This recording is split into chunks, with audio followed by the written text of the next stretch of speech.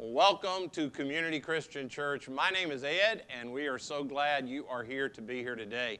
In fact, if you're at Ashley Park, I just want to welcome you and say I'm looking forward to seeing you in a few weeks when I'll be over there. And if you're joining us online, I hope we'll see you soon at one of our two campuses. You know, when I was right around 8 years old, between 8 and 9, I think, I ran away from home for the very first time. Now, I need to say up front, when I talk about me being 7, 8, 9 years old, it's not like me, I'm trying to give you any kind of lessons about parenting and what this story is going to be. Is not that kind of thing. You know, for you to understand me at that age, you need to understand I grew up on a very large farm, and my dad was a high challenge kind of dad, and so from the time I was in diapers, he pretty much had me, out of diapers, he had me with him pretty much all the time. And so at this point in my life, around 8 or 9, I had already been driving tractors by myself in the field where he'd take me and drop me off in the morning and then leave me in the field with driving this tractor until he'd come back around lunch. And even people in that day thought that was crazy. So I just need to say to you, this is not like your 7, 8, 9-year-old who's in elementary school, raised in suburban Atlanta. This is a whole different thing. Already at this point in my life, I had said to my dad, hey, I want to try to make my own way. You got a little bit of land that I could have and call it my own, and raise crops and get the money on my own. And so at this point in my life, he and I negotiated, and he gave me 3 acres that I could raise as sort of my own and got to keep most of the money for myself. That was his negotiation. And so that's where we are. Well, at this particular afternoon, it's a Sunday afternoon, I remember I had had enough of my family. I'd had enough of them trying to rule my life. I'd had enough of people not smart as me trying to tell me what I should do and how my life ought to go. And I told them that I was done. I said, I'm going to take me and my life, and I'm going to move to Louisiana to live with one of our relatives, and he raised registered quarter horses, and I was going to work for him, and I would grow up down there. Now, just to show you that I still had little kid kind of brain, my plan wasn't really all that great. My plan was I was going to drive the tractor all the hundreds of miles from northeast Mississippi all the way to Louisiana. And so that was the deal.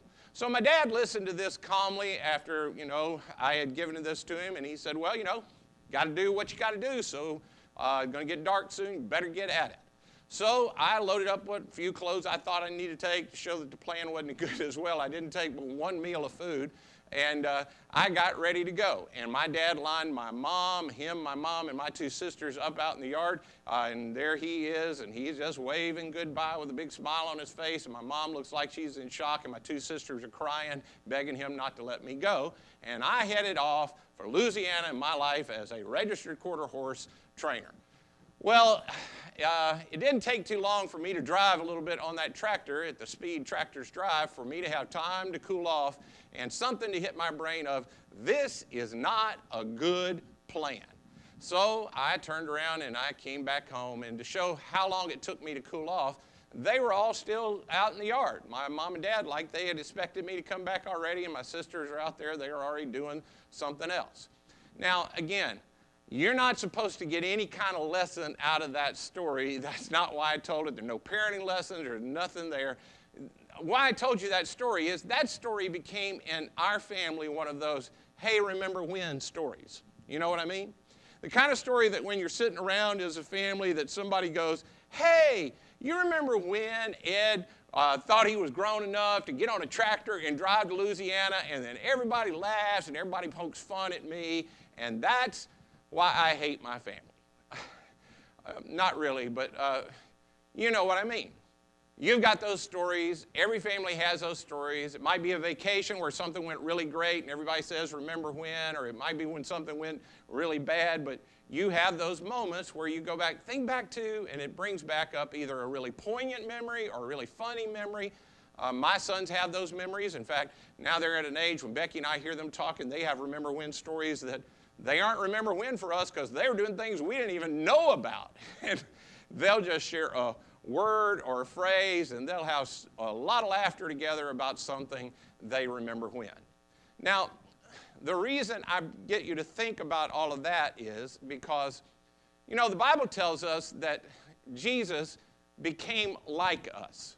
And what I take as a part of that is that Jesus also had some of these remember when stories with his family that shaped him, that became a part of his life.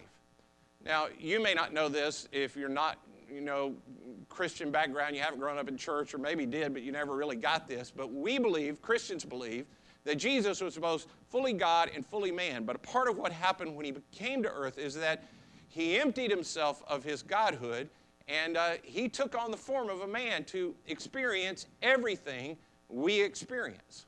In fact, there's this part of Jesus' life where it's telling about his growing up years and how he had to grow, that it says, Jesus grew in wisdom and in stature, in favor with God and all the people. And what that means is that Jesus didn't just have all the wisdom that God had, he had to grow into it. That Jesus, who had emptied himself as a kid, he's growing in wisdom and stature. There are things that Jesus had to grow. There are things that he learned, and that he became the God-man that he became, that he fully God, fully man, that he grew into that. And I think one of the ways that God used to grow his son into the man that he would become is through the use of his family and the stories that they had together. In fact, in Luke's account, just before that verse that I read you, there's a story about his mother and about the birth of Jesus and all his growing up years, and it says about his mother that Mary treasured these things in her heart. Now, what does that mean? Well, I think it means that Mary was like the kind of parent you are and that I am, that when things happen with our kids and with our family, we have some of those remember when things that we treasure up, that we can remember, and we can remember what it looked like and what it felt like and what our kids were like, that we treasure them up. And I have to think, because Mary is a good parent, and that Mary probably did what I have tended to do with my sons, and I do now with my granddaughters, is that I would tell them stories that they didn't already know about our family. See, and I know I'm making this part up because it's not in the Bible, but I think because Jesus and his family were a normal family, they were normal human beings, that they had the experience that all of us have. And human beings love stories. And I have to believe that they shared these stories with each other. In fact, maybe in their culture more because they didn't have the entertainment. I think maybe storytelling was a huge part of what they do. So I believe that Mary probably was a great storyteller because her son eventually became a great storyteller. And I don't know how it really worked, and I know I'm just making this up, and don't press me too hard on this because I know it's not in the Bible, but I have to believe that at some point in their life growing up, Jesus and his brother James and his sisters are around, and his little brother Jude's there around, and they're all hanging out, and maybe one of the brothers or one of the sisters, maybe it was James, who we just studied all summer long, he looks at his mom and he goes, "Hey, Mom, tell us the story," and then he pokes Jesus in the ribs and says, "Tell us the story about when he was born in a barn." And you know that story. You know that story because Mary probably told that story to all of her kids again and again and again, and because she's told that story so well, now you and I know that story. We still have it. So Mary, I think probably when they said, "Hey, Mom, tell us that story," if she had time, probably regularly she'd sit down and go, "Well, your dad and I, we had known that something special was going to happen because God had told us about it through a dream, through an angel, and we knew that Jesus was going to be born. But there was this guy, Caesar Augustus, the emperor, and he made a decree that everybody had to go to their hometown so they could be counted. So we had to go to Bethlehem because our family is of the line of the great King David, and that's our lineage's hometown. So when it came time for us to go to Bethlehem to be counted, well, I was really close to giving birth to Jesus, and the ride from Galilee down to Bethlehem, it was really uncomfortable, and by the time we got there, we were both exhausted, and there were people everywhere in that little community of Bethlehem, and so your dad went to look for a place for us to stay, and I was trying to I needed to lay down. I was so exhausted from the trip, and when he comes back to me, he has this look on his face, the kind of look like something wasn't going right, and he looked at me, and do you know what your dad said to me? And maybe James goes, I know what he said. And he looks at Jesus and goes, he said there was no room for him. Because, brothers like to make fun of each other. At least my 3 sons like to make fun of each other. And Mary said, yeah. He said, hey, there's no room for us. There's no room for us here. Well, we negotiated with somebody that we could go to a barn, and we could stay in the barn that night. And that night is the night that Jesus was born. And then she'd tell the whole story. Now, you hear that story, and because that story for you is tied up with all kinds of sentimental things for you, and you've tied that story to your story, many of us, that it sounds sort of quaint, and it sounds sort of nice, and because you have nativity sets in your mind, and it's also clean, and it sits on top of your mantle or your TV or somewhere in your house or underneath your tree, it all looks so beautiful. But that's because most of us haven't ever been around a barn where animals are, and I have been around those kind of things, and I don't know any woman that would want to give birth to a kid in a barn. Which brings me to the question that I want you to think about for a second, and why I told you that Remember When story. Why was Jesus born in a barn? Why is it that Jesus had to be born in a barn? Why did that happen? Well, many of you have been around church, you've heard Christmas messages before, and you go, well, God was identifying with humanity, and he wanted to become in a humble form, and so he came in the form of a baby so that he could empty himself and become in the most vulnerable state, and because he wanted to identify even with the poor where there was no place for them, he was born in a barn. I get that, and I believe a majority of that is true. But the question I have for you, if God wanted him to be born in a barn and he wanted all of that to take place, why didn't he tell Mary and Joseph, hey, he'd already talked to them through an angel, hey, when you get to Bethlehem, don't pass go, don't talk to anybody, just go to the barn. It'll all be ready for you. Just go to the barn. That's where it's all going to take place. It'll all be okay. I've got it all covered, and wise men are going to come, and angels are going to be there, and it's all going to be great. I've got it all covered. Why didn't he just do that? Now, another part of this that you may not know because we don't talk about a lot at Christmas is that Paul, who becomes a follower of Jesus, he's talking about the story of Jesus and when Jesus was born, and he says that when the time had fully come, Jesus was born. Now, what that means is, Paul says that God, he looked all throughout time, and he got to just the right time in history, at just the right moment in history.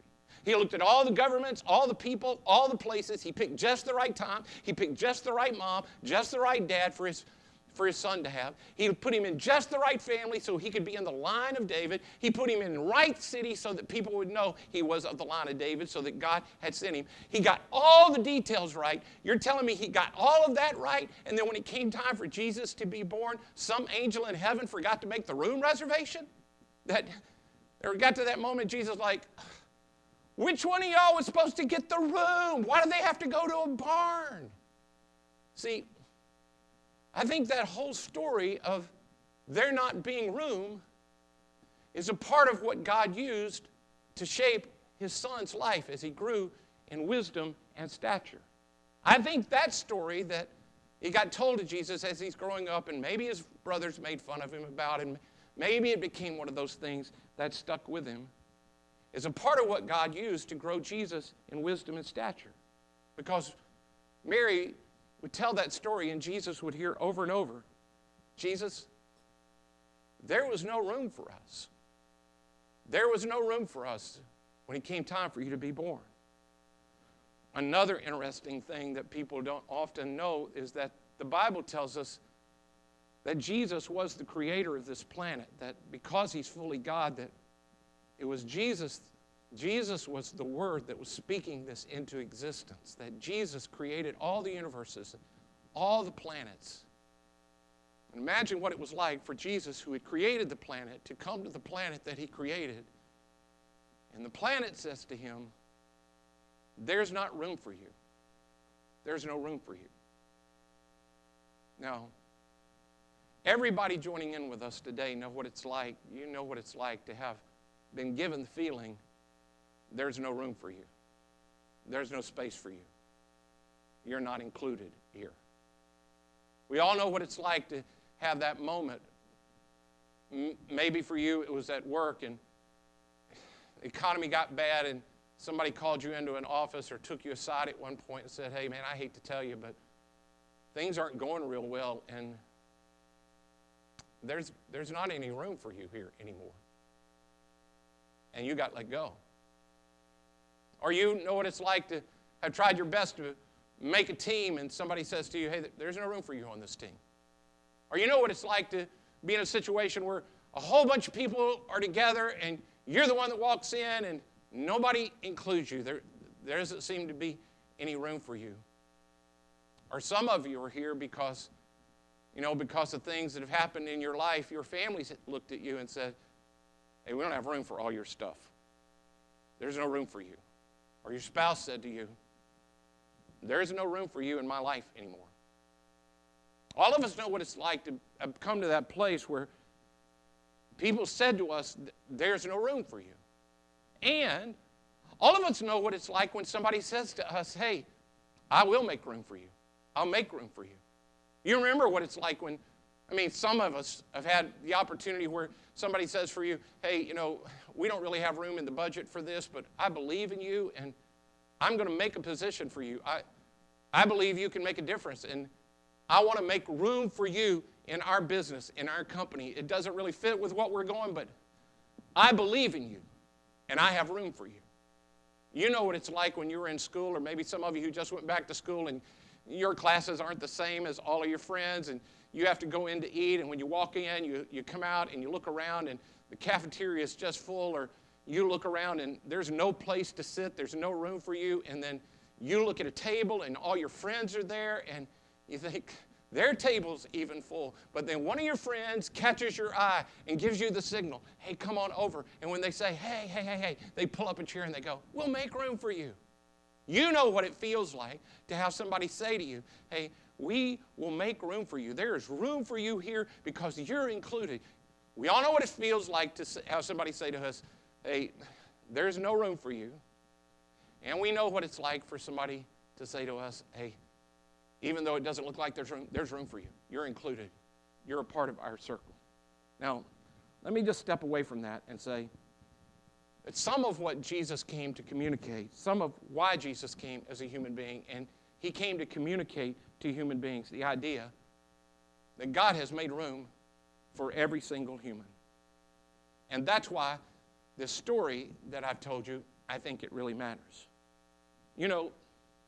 Religion, this idea that we have that I know I'm not right with God and I need to figure out how to get right with God, and so there's certain things that I have to do and I have to measure up. And religion, it doesn't matter which one it is, whether it's Christianity or any other religion, it's all about, religion makes room for people who are good and upright and do the right things and pray the right way and talk the right way and do the right things and don't mess up any right in such a way. If you can get your life right, religion says to you, God has made room for you, for the few, for the humble, for the upright. God has made room for you. Religion has this way of looking at all of your baggage, looking at all of your life, looking at all the things that you've done and all the things you haven't done, and saying to you, hey, if you can get your stuff right, there is this view of the kingdom of God in every religion's world that it's about this size.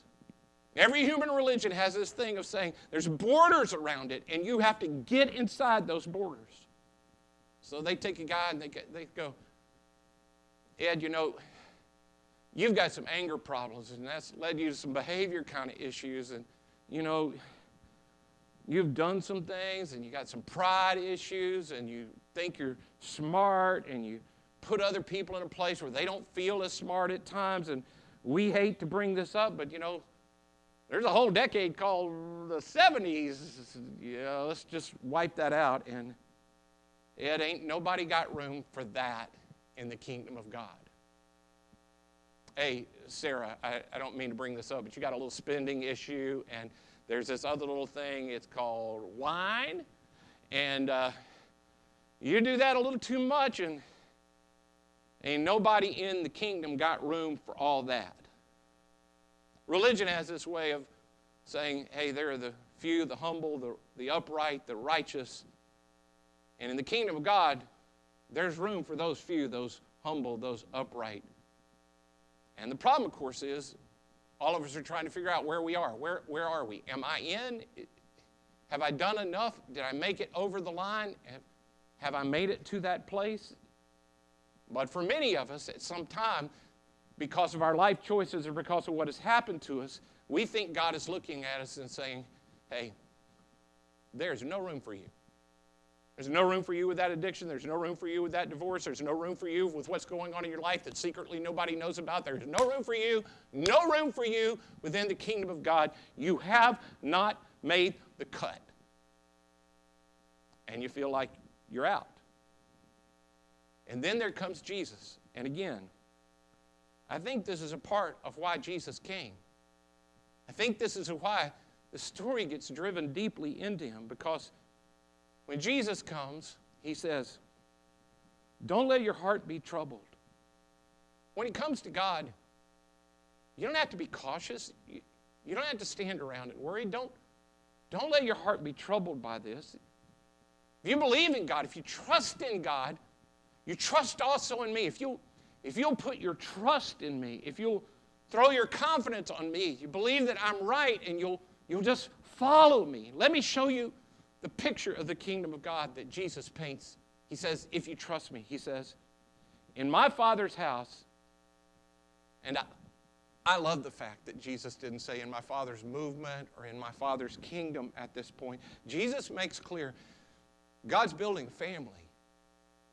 In my Father's house, there are, he says something that's never been said before. And I want you to think about this. Think about how this must have resonated with him. This is near the end of his life, and he thinks all the way back to that first story that his mom had told him of him being born in the barn because there was no room for him. He says, in my Father's house, there are many rooms. There are plenty of rooms for everybody. The kingdom of God is not this little place where people are looking and going, hey, we're already full, or hey, you don't have your stuff together, or hey, you've got too much going back. I think Jesus looks all the way back to Bethlehem, and in one of the last moments he has to sing to his guys, he goes, hey, you believe in God? Believe in me, trust in me. In my Father's house, there is wide open rooms. There is plenty of rooms. If it were not so, I'd have told you that.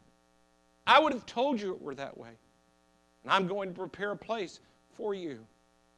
And then there's this invitation. And if I go and prepare a place for you, I'll come again, and I'll take you to myself, that where I am, you may be also. Jesus came to make sure that every human being knew. There's not just room for a few. There's not just room for the upright. There's not room for a few like religion has been telling you. My Father's house has many, many, many rooms. It's open to everyone. And of course, that's why those of us who follow him come together. It's why we worship. It's why we sing, because Jesus didn't make room for a few. Jesus made room for me and you. Jesus made room for me and you and all the me and you all over the world. Jesus didn't want us to say to anybody, hey, there is no room for you. You've been included. Hey, I will make room with you. You can be included. But he didn't only say that to everybody. He said, hey, I want you to participate, and I want you to go and be the one to include all the people that think that they don't get included in the kingdom of God. And that's why I told you this today, and that's what I want us to remember in this Why Not week, just before Why Not Sunday. See, we decided a long time ago as a church that we would be a place that was for everybody.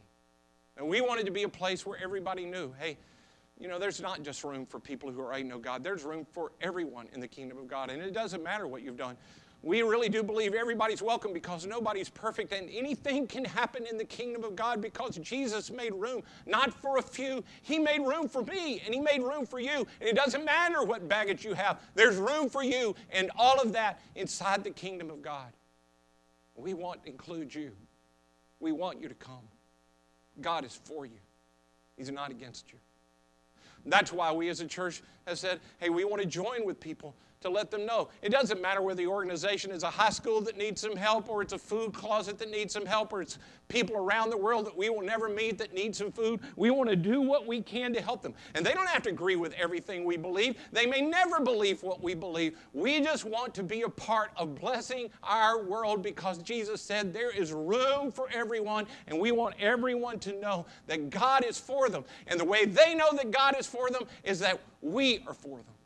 That's why a few years ago we said, hey, we want to make sure that everybody in our community knows that God is for them, and we just want to bless our community. And it's not about getting more people to come to our campuses. Of course there's going to be room at our campuses, and we will do everything we can to make sure there's always an empty seat for the next person that needs to be included. But it's not primarily about that. It's about letting people know that God is for them, and they have been included, and even if they felt like they were excluded, God is loving them and wants them to be included.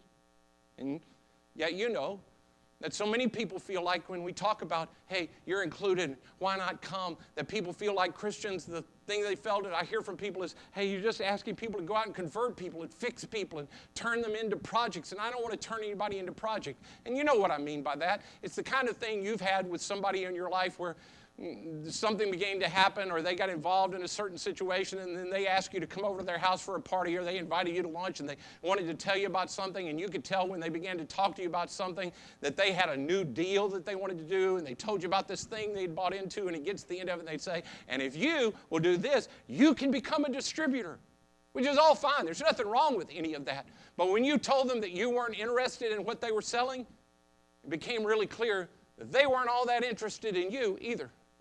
That they sort of let you go from as important that you were. So, because we didn't want anybody to think, hey, if you don't believe what we believe, we're going to somehow not bless you anymore.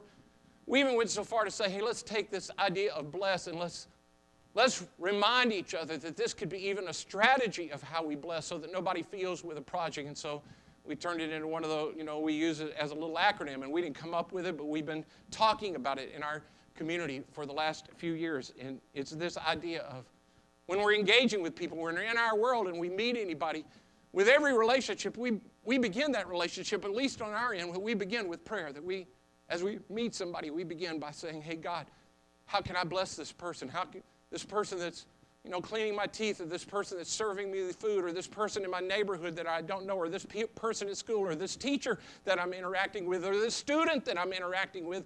God, how could I be a blessing in this person's life? God, what would you use me to bless this person's life? And you just pray that God would be a blessing in their life, even if you just meet them for the first time. You begin every relationship that you just begin with prayer. And then we listen. We start by not trying to talk and to tell them what's important to us, but we begin to listen to their story. I don't know if you've noticed, but it seems like in our world more so, maybe it's always been this way, but even more so now, that everybody wants to talk and nobody wants to listen. That we all have an opinion in a place, and we all have things that really matter to us, and we're all talking about what's important to us, but nobody wants to listen. And then you meet the person who finally listens to you, and I don't mean just listens to your words, but they listen to you, and they get at who you are and how incredibly good it feels when somebody listens to your story.